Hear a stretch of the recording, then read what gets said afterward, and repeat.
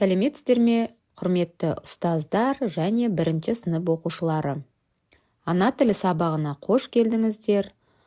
5-ші сабақ дыбыстар мен әріптер тақырыбын одан ары жалғастырамыз.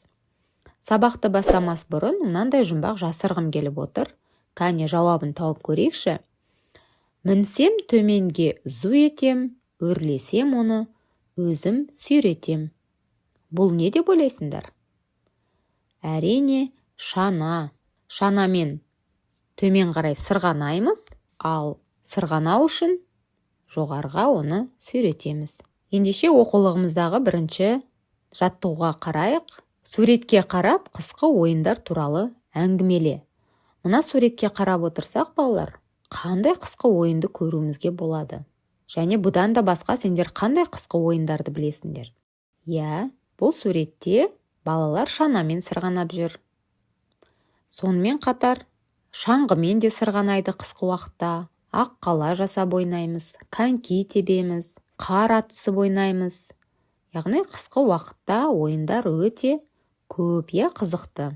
Балалар, бүгін бірінші жаттығуда сендерге Ермек Өтетілеуұлының мәтіні берілген екен. Сол мәтінмен танысайық. Кәрім сырғанаққа келді. Қарап тұрса, өзінен кіші ешкім жоқ сияқты.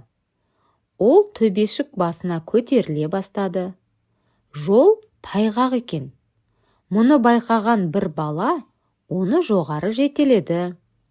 Төбеге алып шықты. Енді шанаңа отыр да зымырай бер, деді.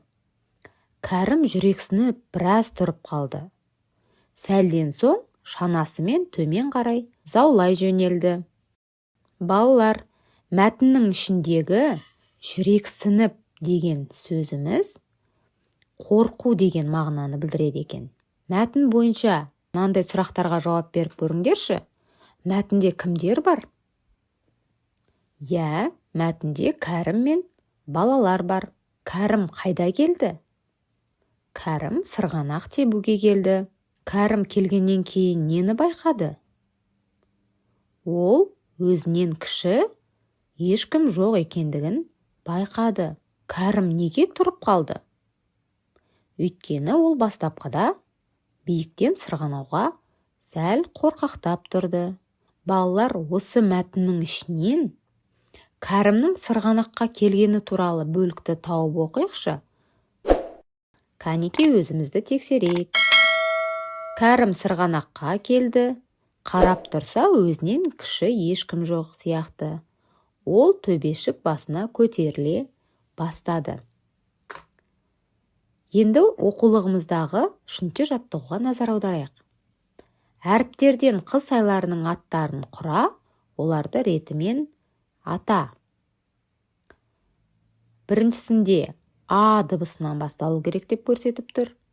Екіншісінде Ж дыбысынан басталу керектігін көрсетіп тұр. Үшіншісінде Қ дыбысынан басталу керектігін көрсетіп тұр.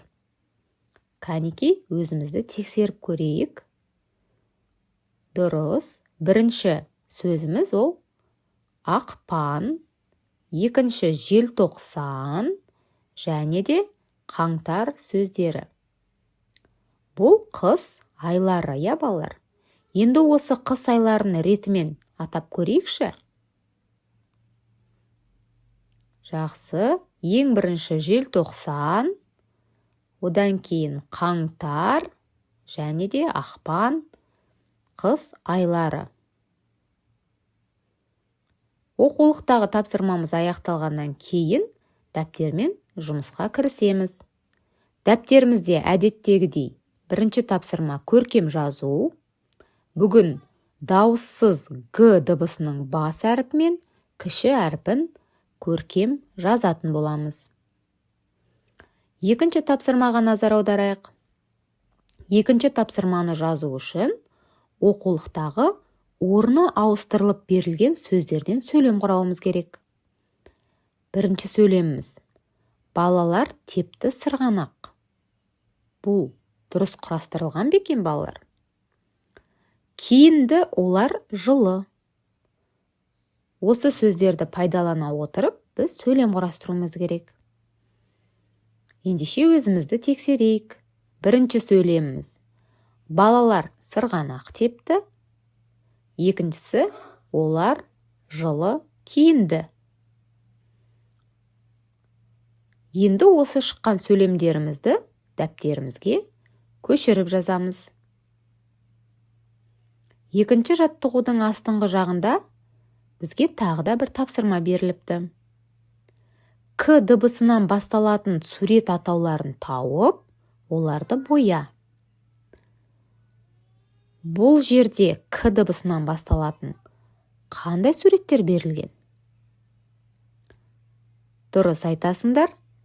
Күн және көбелек. Күн мен көбелекті бояуымыз қажет. Тапсырманы орындап болғаннан кейін өзіңді бағала.